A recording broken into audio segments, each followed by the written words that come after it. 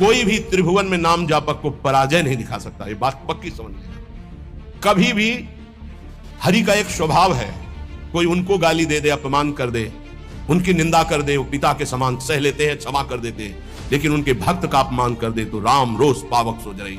जो अपमान भक्त कर करई, तुम चुप रहना, तुम मत बोलना। जो अपमान भक्त कर करई, राम रोष पावक सो जरई। पलटू साहब कह रहे, नाम जापक कभी डरना मत, कभी भय मत करना और कभी लड़ना मत। हरि अपनो अपमान सह जन की सही न जाए। हरि का अपमान कर दोगे सह जाएंगे कैसे भी, वो बड़े कृपालु हैं, अनंत माताओं का प्यार रखते हैं। चल उद्दंडता कर ले। तपस्वी, दूध का रस पीने वाला, बलकल की लंगोटी लगाने वाला, उनको ये भ्रम हो गया कि चक्रवर्ती सम्राट रानियों के बीच में रहने वाला मेरे से बढ़कर भजनानंदी कैसे हो सकता है। जाकर के कृत्या प्रकट कर दी उनको, अम्बरीश जी को कष्ट देने के लिए दुर्वासा जी के द्वारा प्रकट की हुई कृत्या भगवान के निज पार्षद सुदर्शन जी ने भस्म कर दिया और त्रिभुवन में दौड़ाया दुर्वासा जी को। हम पहले भाग कर गए भगवान शंकर की शरण में, क्योंकि भगवान शंकर के अंश से प्रकट हुए दुर्वासा जी है।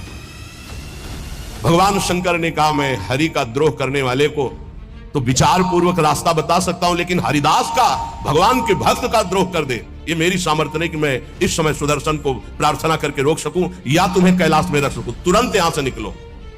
सबय दुरियाए जो दीन्हा, ब्रह्मा जी के पास गए। ब्रह्मा जी ने कहा तत्काल निकलो, नहीं सुदर्शन चक्र अनर्थ कर देगा ब्रह्मलोक में। हरि के पास गए और कहा, आपका एक व्रत है कि मेरी शरण में चाहे जितना बड़ा अपराधी आ जाए मैं कभी त्यागता नहीं हूं। तो भगवान ने कहा, अपराधी कितना भी बड़ा चराचर जगत का हो मैं उसे शरण दे सकता हूं, लेकिन मेरे भक्त का अपराधी, उसके लिए कोई गुंजाइश नहीं। अब ये सुदर्शन मेरी आज्ञा में नहीं है।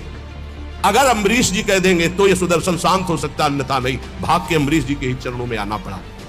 मेरा अपराध कर दे तो मैं क्षमा कर सकता हूं, भक्त का अपराध कर दे तो नहीं। इसलिए जाओ, अगर अम्बरीश जी क्षमा करें तो क्षमा हो सकती है। तो हरि अपनो अपमान से जन की सही न जाए, इसलिए निर्भय निश्चिंत होकर के निरंतर नाम जप करो।